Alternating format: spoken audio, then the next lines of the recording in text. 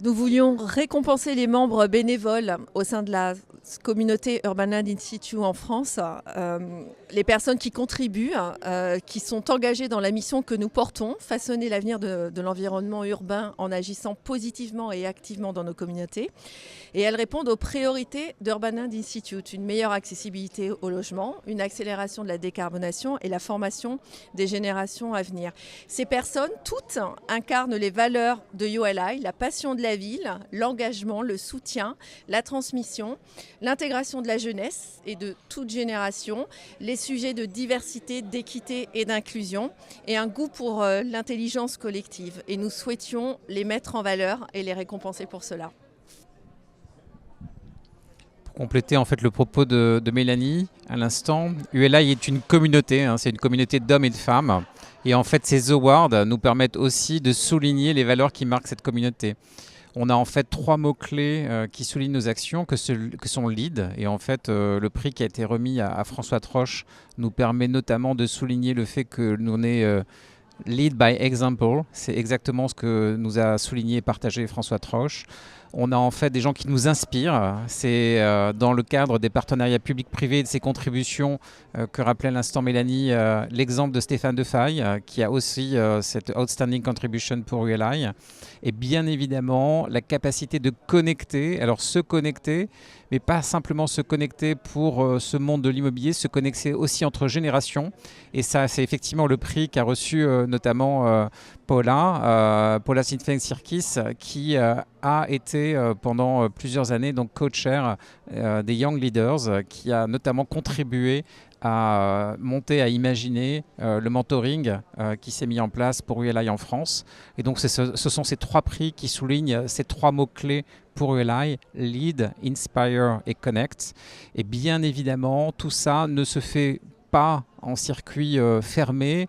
Et on n'est pas chez ULI dans une communauté de l'entre-soi. On est une communauté ouverte aussi par ce qui se passe à l'extérieur.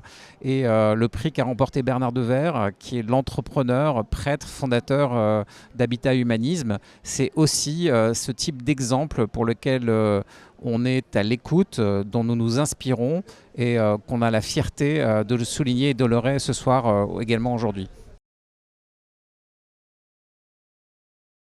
Alors si on commence par une meilleure accessibilité au logement, nous avons un council logement Living qui est avec Thibaut Martinery, Charles Esbrook et José de Pedro, tous les 3 d'ailleurs basés dans des pays différents, donc qui montrent en fait que nous allons chercher et nous inspirer de ce qui se passe ailleurs pour essayer de résoudre et échanger sur les sujets du logement. Nous aurons une partie de la conférence annuelle ULI France qui se tiendra le 22 novembre sur le logement. Elle couvrira donc cette classe d'actifs. Nous réfléchissons aussi à des partenariats pour enrichir tous les acteurs, leurs connaissances. Habitat et Humanisme en est un, l'USH également, via la plateforme Interacteurs de réemploi Pirée, pour lesquels on est partenaire. Et on a aussi, nous sommes un institut de recherche, donc nous avons des études autour du logement où nous partageons les meilleures pratiques. Donc ça, c'est pour le logement.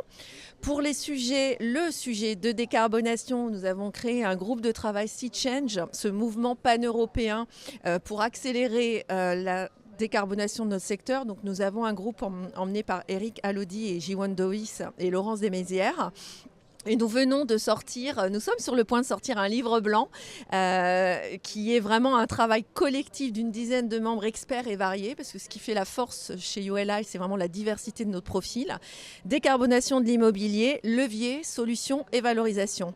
Et nous présenterons en fait les principales contributions de ce groupe lors du sommet des think tanks que nous organiserons à Arboretum le 20 septembre.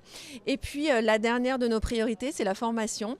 La formation en fait des générations à venir, le programme Urban Plan, François Trouche vous en a beaucoup parlé, le mentoring des Young Leaders, Paola également en a parlé, la série Meet a CEO, nous venons de faire un événement ce matin même avec François et les Young Leaders. Nous intégrons les jeunes dans les groupes de travail, nous leur donnons la parole, nous les entendons et nous organisons aussi beaucoup de visites de forums, donc tout ça est très apprenant. Pour les jeunes, mais pas que d'ailleurs, pas que pour les jeunes, avec des véritables case studies. On a toujours un contenu très solide pour vraiment donc partager toutes les connaissances et les savoirs parmi les générations.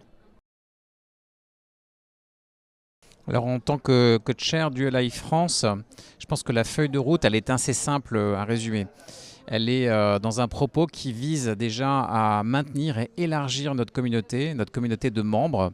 En France, nous sommes près de 800 aujourd'hui et donc on a un premier objectif qui est d'élargir cette communauté qui partage son savoir, qui partage son expérience et qui fait que les rencontres sont rendues possibles.